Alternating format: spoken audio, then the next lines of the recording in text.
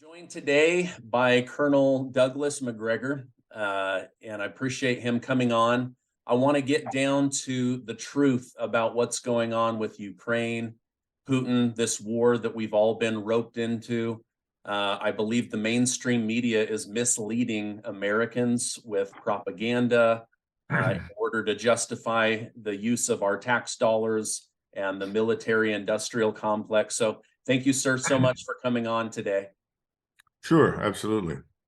So the first question that I wanted to get down to is who is it that really wants this war between NATO and Vladimir Putin? Because from what I'm seeing outside of CNN and other mainstream media, is it seems like it's the politicians in Washington, D.C. that are more eager to fight this battle through Ukraine against Putin, and it doesn't seem as if the Pentagon is as on board as the politicians. Who's really behind wanting this war? Well, I think it's clear that the American people are largely divorced from the reality of this conflict, as they have been for the last 30 years, divorced from all the conflicts. War has always been something that happened far away on somebody else's soil. The difference this time is that Washington has decided, along with help and assistance, particularly from its allies in London and the global financial community run out of New York City, to wage war on the Russian state with the goal of not simply regime change, but ultimately destroying the state, potentially dismembering it. And when you look at the people who are advocates for this terrible, destructive policy, they are largely the same people that got us into the Balkans in the 1990s, into Bosnia and Kosovo, and then subsequently were largely supportive of the interventions in 2001 and 3 for perpetual warfare in the Middle East, demonizing and transforming into an enemy Libya, Syria, and obviously Iran. This is an old story. It's the same old trope that you've been hearing. It's 1936 again. We have another potential Hitlerian state, and if we don't act, we are appeasers, and the world as we know it will end. So that's about it. But I think there's a lot of money behind this, because Russia is full of trillions of dollars of resources, mineral resources, oil, gas, precious metals, agricultural. We just go down the list. There was an attempt in the 90s and in the early part of this century by people from the West, many of whom are connected to organizations like Goldman Sachs and the global financial community, to go in and effectively rape Russia and steal everything they possibly could from it. They were ultimately defeated and thrown out by Vladimir Putin, who established a new regime to bring some more stability and dignity back to the Russian state. He has been talking now for many, many years about the unacceptable policy of advancing NATO to Russia's borders. And he's been warning over and over and over again, if you do this, you will inevitably come into conflict with us. We will not tolerate a large NATO presence. And when you say NATO presence, read the potential for U.S. ballistic and cruise missiles and so forth on the border. And we've taken the position in Washington, that is the political elite, the ruling elite of our country, that Russia is weak, that Russia can be bullied, and all we have to do is apply great pressure. And since we dominate the global financial system, we can isolate it. And this ruling political elite embraces most of both parties. And so we are embarked upon this very dangerous course of conflict and confrontation now with the Russian state and its armed forces. The Washington community that sponsors this has obviously enriched itself over the last 30 plus years through all the various interventions and the massive increases in defense spending. But it actually goes beyond that. It goes to the reconstruction costs, rebuilding costs, and the introduction of U.S. firms and interests into other countries. It's a kind of new imperialism that we've been embarked upon. And Russia is simply the latest target. The problem for the ruling elites in Washington is twofold. First of all, most of them are ignorant of reality. They know nothing about the world beyond our borders. They know nothing about military power. And so they badly miscalculated with Russia. This was a war that should have ended in a few weeks because Russia would collapse, or at least in a few months because Russia would collapse. This is a war that should have ended because Russia can't produce enough ammunition. This is a war that should have ended because of horrendous and horrific casualties taken exclusively by the Russians. And all we have to do is arm this proxy, this Ukrainian force that we built after 2014, once we had established a government in Kiev that would do our bidding. And this force in Ukraine would devastate Russia. Well, it hasn't quite worked out that way, has it? So now we face a very different set of circumstances. But when you ask who is behind it, you've got to look at a whole range of people. And remember that the preeminent goal in Washington for most politicians is to stay in office and continue to enrich themselves. Therefore, they pay a great deal of attention to their donors. Who are the donors? You have to go and look at the oligarchic class of people that drive policy, that keep us in a state of perpetual conflict with a whole range of people and nations. Who are they? Then look at the industries in which they are invested and which support these policies. When you look at those things carefully, in other words, it boils down very simply to follow the money. When you do that, you begin to understand that what's happening in Washington has nothing to do with the American people or United States interests. No one in the United States, or very few people in the United States know where Ukraine is. They could care less. And when you ask about NATO, people will say, oh, yeah, sure, that's important, I guess. What is it?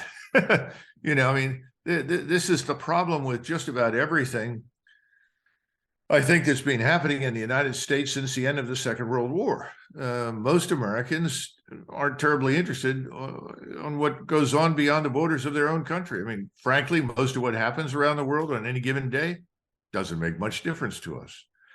So you've got a ruling class that says, no, we want to be engaged everywhere because it's beneficial. That ruling class is diverse, but again, it embraces both sides of the political spectrum. That's why if you're expecting a Republican-controlled House to suddenly dramatically, shift into reverse gear and stop something, you're very much mistaken. Most of them will vote with the left, just as most of the left will vote with them. Why? To keep the money flowing. It benefits them because it benefits their donors. And again, there's no understanding. If you look at this balloon business, if I could just stop for a second. We sent an F-22, the most expensive aircraft ever built, out to shoot down a balloon. And the Chinese had told us, well, it's a weather balloon. But of course, you never believe anything the Chinese say because the Chinese are now enemies and they always lie. But let's look at the facts. The Chinese have 300 satellites, 300 in space. Of that number, almost a third have military application. The Chinese have their own global positioning system, just like the Russians, just as we do. They have the same capability to monitor what happens from 100,000 feet in space that we do. They can read the names on gravestones, and if they want to monitor the conversations in the White House, they can do it. All right? Why are we worried about this flimsy balloon that is too small to carry a significant payload? It can't even communicate with China. It's on the wrong side of the world. The only way it could communicate is to send data to satellites. Meanwhile, our border is open. Thousands of Chinese, thousands of Russians, and others from all over the world have been pouring in. Where are they? What are they doing? Are our nuclear power stations secure? What about these people? Are they near any of our military installations? How many of them are agents? How many Chinese scientists and engineers are working in our laboratories? This is all nonsense, what we're hearing about the stupid balloon. They're missing the point. Washington needs to be held accountable for its incalculable negligence and mendacity. I agree with that. But you're not going to get anything out of the balloon. You need to turn to the really substantive issues. Why are our borders open? Why do we have 100,000 troops in Europe, including almost 50,000 in Poland, and none on our borders? There's no threat to Europe from Russia. Russia is not interested in invading Europe. This is all nonsense. This was cooked up for years to try and demonize Putin and turn him again into another Hitler figure. It's the same old trope. It's the same people doing these things over and over and over again. At some point, the American people need to become engaged and put an end to it. That's the easiest way I can put it. Yeah. So, do you think this spy balloon is to then embarrass President Biden right before the State of the Union, or because they started saying, "Oh well, they came in with Trump, but now we can't prove it," and national intelligence didn't ever communicate this to that president. Like, is this just a giant distraction for the American people so they don't actually look at what's happening within our own borders or at our border? Well, I think so. Undoubtedly, you have the usual suspects on the right who will grasp at anything to attack Biden. But the truth is that if you want to go after Biden, you've got lots of reasons to do it that have nothing to do with a weather balloon. But for some reason, a lot of people on the Hill, I don't think they understand what you and I just discussed. They don't understand the Chinese satellite array. They don't understand that the Chinese from space can track every surface combatant in the United States Navy 24 hours a day, 7 days a week. And any U.S. surface warship that comes within 200 nautical miles, that location data can be turned into targeting data that results instantly in the launch of missiles to sink it. Now, that's serious. That's a real threat. It doesn't necessarily mean we have to go to war, but it's something we should be aware of. Listening to congressmen and senators talk, you'd think they knew absolutely nothing about the true state of affairs. We can't recruit for our armed forces. People say the volunteer force is imploding. I think there's a lot of evidence for that. Has anybody raised that with Biden? And today, I think it's the CEO of Bank of America is worried about default. And you have Janice Yellen running around as the Secretary of the Treasury saying, well, we could default. We must not default. We've never defaulted. Well, first of all, we have defaulted. We defaulted in 32 and 34. We just called it restructuring the debt. We defaulted in 1971 when we went off the gold standard because we could not cope with the enormous debt being amassed as a result of Lyndon Johnson's war on poverty and the war in Vietnam. So we've been down this road before. Nobody wants to admit those things. So we run around and say, we have to pay our debts. We have to pay our debts. We have to pay our debts. You've got CEOs now saying, how are we going to do that? How is it possible? Nobody's telling the truth about the bond market. You've got to look at everything, the holistic picture. Any normal population with representatives who actually cared about the United States would be addressing these matters and ultimately be arguing for the removal of this president and his administration for incompetence and mendacity. There's no rule of law in our cities anymore. How much criminality do you want in the United States? How much is acceptable? Apparently, we've decided a certain amount of criminality is now acceptable. Yet it's the rule of law in the United States that underpins our economy, has made us great and powerful. And what about all the jobs and the industries that have been shipped overseas? Have they come back? Is there any effort to bring them back? What are we doing? Americans need to wake up. Forget the balloon. These are serious issues. We got a State of the Union address tonight. What's he going to talk about? Nothing. It'll be another exercise in happy talk because everybody in Washington has figured out that happy talk is the real opium of the people. Yeah, they got us smoking hopium. We're all just living on hope. Okay, going back to power and Biden, Gerald Celente of the Trends Journal says, when all else fails, they take you to war. There was a RAND report that was put out before the invasion from Russia into Ukraine. Did the United States trigger that invasion in order to bolster Biden in the polls, or was Putin going to invade regardless, and we just happened to point it out before it happened? What really triggered Putin going into Ukraine? Well, first of all, discard RAND. RAND is part of the Beltway. It's a status quo think tank that is paid by federal monies. Anything they say is effectively designed to justify, support, extend the status quo. Okay. Let's talk about Putin. I told you before that starting with the acquisition of the East European states, these were the ones that were formerly under the Warsaw Pact. The Russians had been told by us that we would not do that. We would not exploit their weakness. in order to advance the borders of NATO further east. We lied. And Putin put up with it. He put up with Lithuania, Latvia, Estonia, Slovakia, Poland, ultimately Hungary, and Romania and Bulgaria. But then we started talking about Georgia and Ukraine, states that actually border Russia. And he said, no, we're not going to tolerate this.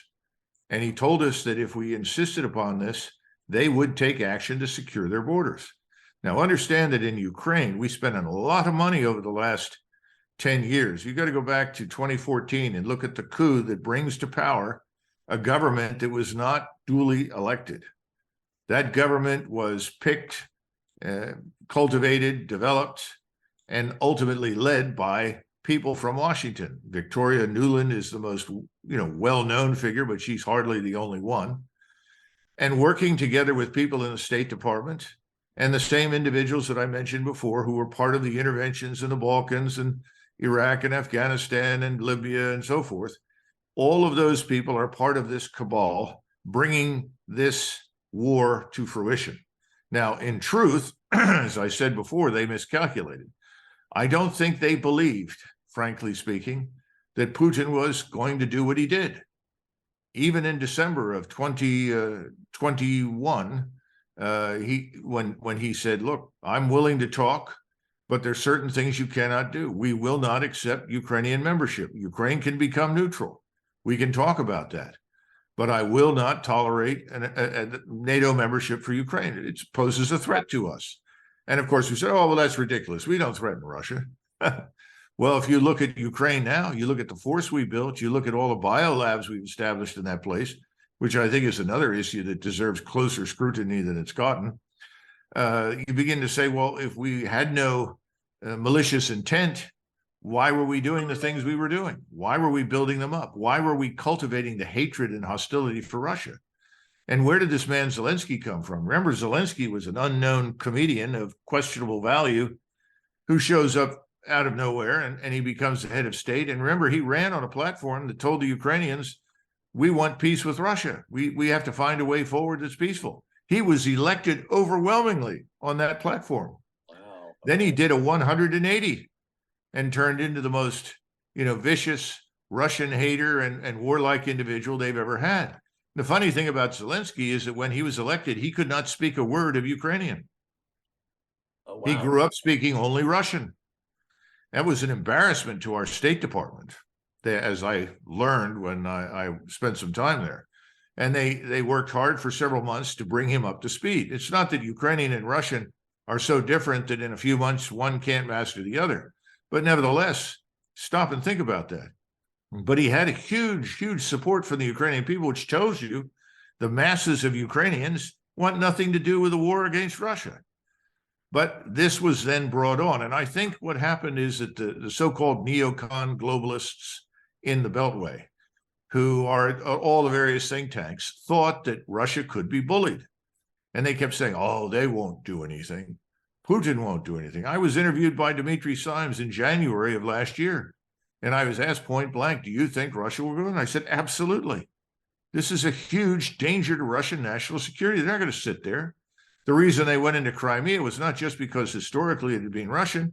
They didn't want it to become a NATO naval base in the Black Sea. I mean, there are reasons why actions were taken. So this was foreseeable, but people in Washington miscalculated.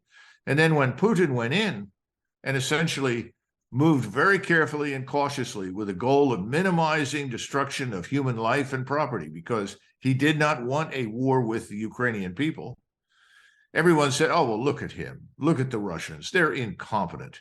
They didn't do what we did in Iraq. They did not destroy virtually anything that did not move and then try to attack anything that did. In other words, there was no shock and awe. Well, of course not. That's not what he wanted.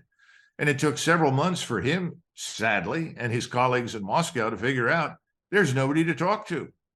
They're not going to negotiate with us. And so we go into this new setting where he says, we've got to go onto a war footing. We're going to have to expand the armed forces. We're going to have to build it up.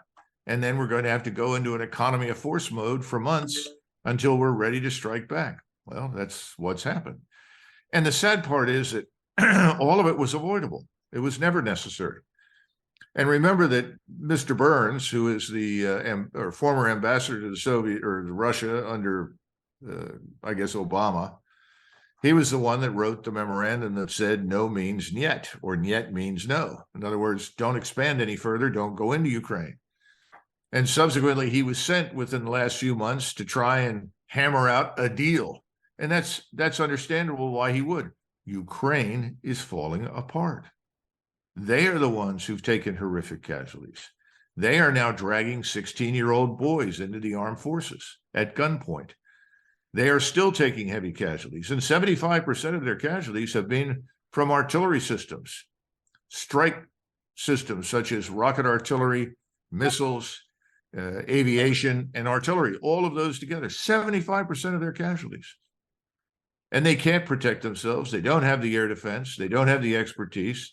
And we have been feeding them, again, equipment just enough, allegedly, to keep them alive until we finally discovered, my goodness, these people are about to go under. And that's what Secretary Austin effectively told the conference a couple of weeks ago. We've got to give them this equipment soon because the window of opportunity is closing. Soon we won't be able to affect this. Yeah, of course. And it's all unnecessary. And millions of people are being destroyed by this.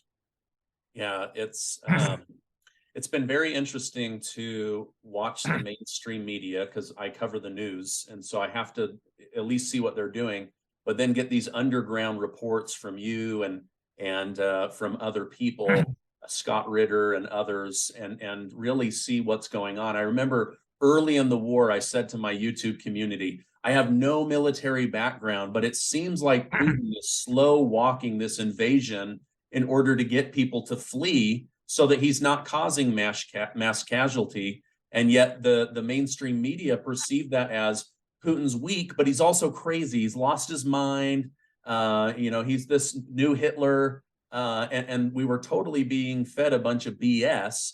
And now we're saying, okay, wait a minute, this thing's actually going to fall. But now we're sending in tanks and everyone's smoking the hopium that these tanks are going to be the new savior of Ukraine. I know you have, intel and opinions on the tank situation. What's really going on with the tanks that are going to be sent to Ukraine? Well, I think the administration pulled off a brilliant scam in order to trap the Germans into supporting something they didn't want to support. And that was by saying, okay, we'll send tanks. And then we said, we're going to send 31. But then we added, they'll have to be built from scratch. We can't send the ones that we have because of various technologies involved in these tanks that we don't want to fall into the hands of the Russians. So we have to build a model that we can safely send to Ukraine so that in the event the tank is destroyed or is captured, we're not putting at risk sensitive technologies and capabilities. So now we're looking at tanks arriving in 6 months, 7 months, 8 months. And then the usual suspects on the Army side are saying, well, we'll have to build up an entire logistical infrastructure and network. Well, that's true. But that's something that people should have thought about before they launched this war. There was nothing in Ukraine to support anything beyond the first few weeks. So those tanks aren't coming anytime soon. Meanwhile, the Germans are now saying, oh, we can't send our best tanks either. We'll have to send old Leopards. We'll let our allies who have some Leopards send them if they like. They can do that. We give permission. But we're only going to send, I think the latest count from the Germans was 14. But then they assumed that all the other Europeans that have Leopard tanks would send those. And they said that'll bring your total to 88 or 2 battalions. Doesn't look like, with the exception of the Poles, the rest of them are going to give up their Leopard tanks. So I think, frankly, it's much ado about nothing. And again, anyone who looks at what's happened in Ukraine understands that warfare has changed rather profoundly. Warfare is not going to be dominated by armor on the ground as it once was. What dominates warfare today is something I've been writing about for 30 years off and on, and that is intelligence, surveillance, and reconnaissance linked to strike systems, rocket artillery, missiles, conventional artillery. That's what's dominating the battlefield. That's what's lethal. Now, sometimes it comes in the form of a small handheld weapon system, but most of the damage is really done by much larger, more powerful precision-guided munitions and missiles. The Russians understand this. They were the first to recognize this back in the 1970s. This is now being employed. So if you send armor anywhere without substantial air defense support to try and defeat these missile threats from drones, from terminally guided systems, whatever, you're not going to have tanks for very long. You could watch 88 tanks vaporize in a few minutes. And at the same time, your infantry has to be there in the form of armored fighting vehicles with lots of firepower and, again, lots of overhead protection. Top attack from ISR strike dominates the battlefield now. Precision has made it extremely lethal. And that's why, if you look at the Russians, excuse me, they are moving very deliberately, very slowly, advancing under the umbrella of this ISR strike. They don't have to make any mad dashes to Kiev or across the river to hold something and wait for reinforcements. They have effectively created steamrollers. The steamroller is supported by this top attack system, the ISR strike complex, the overhead surveillance. And it's working very effectively. It's protecting their forces and absolutely devastating the enemy.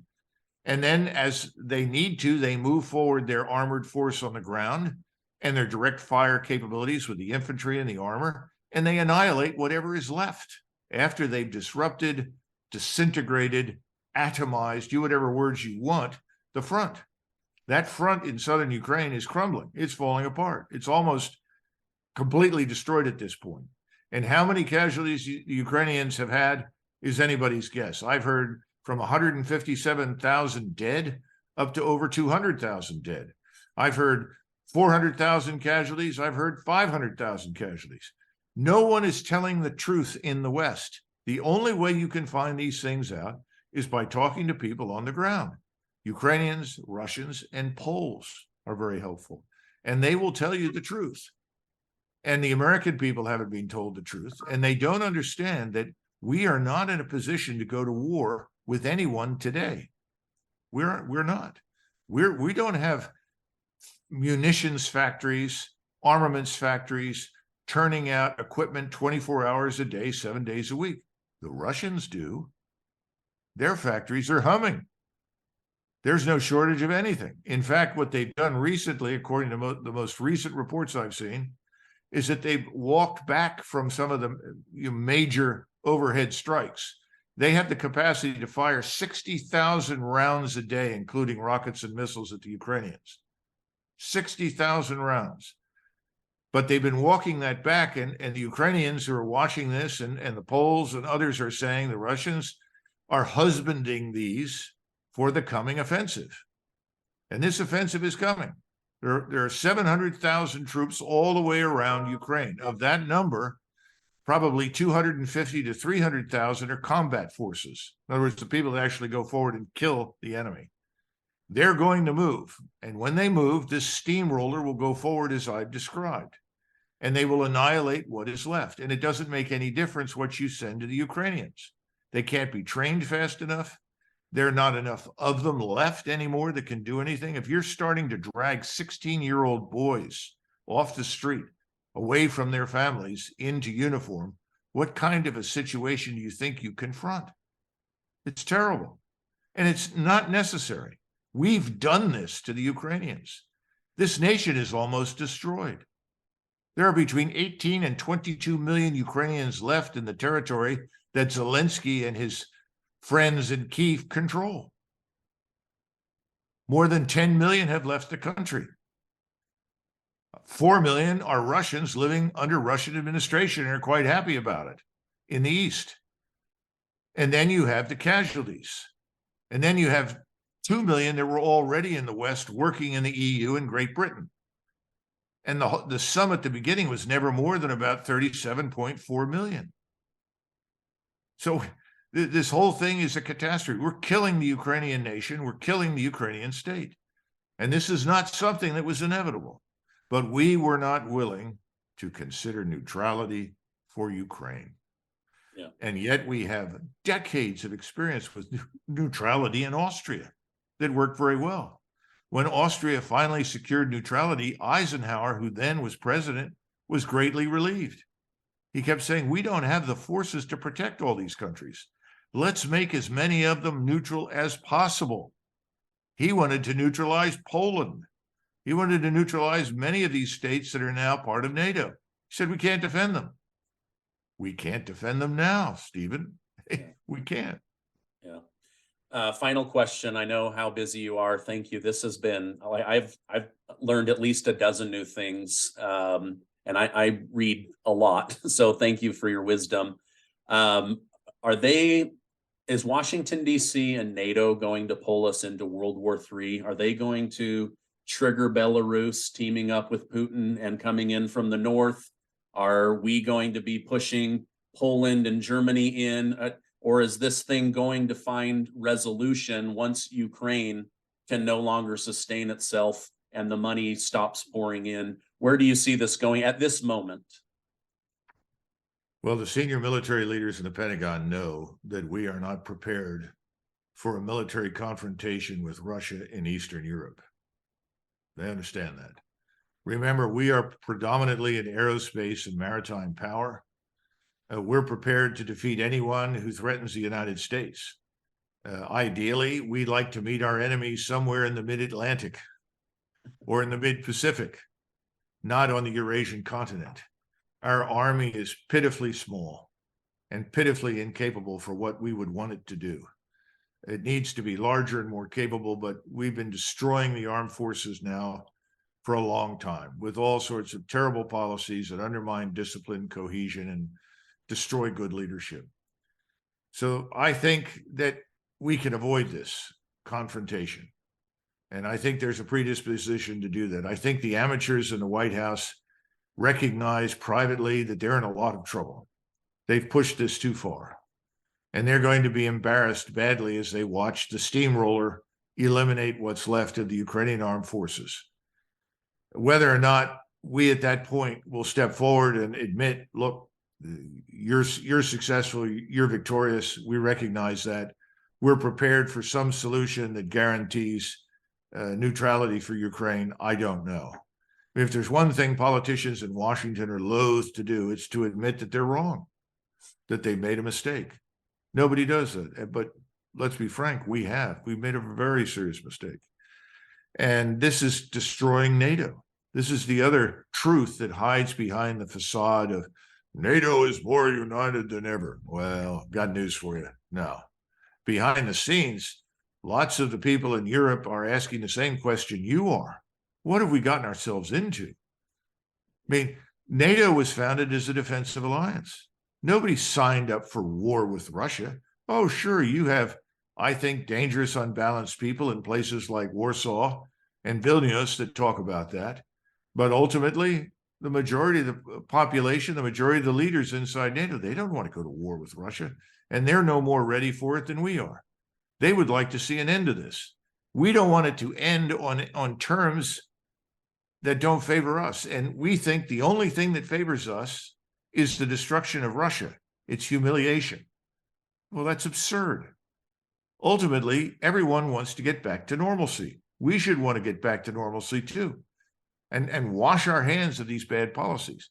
But until the American people realize that Washington is populated with these people, that the people in Washington, this ruling class, is not acting in their interests and demand fundamental sweeping change, I don't know how we avoid at least the potential for what you described, because you can still have accidents.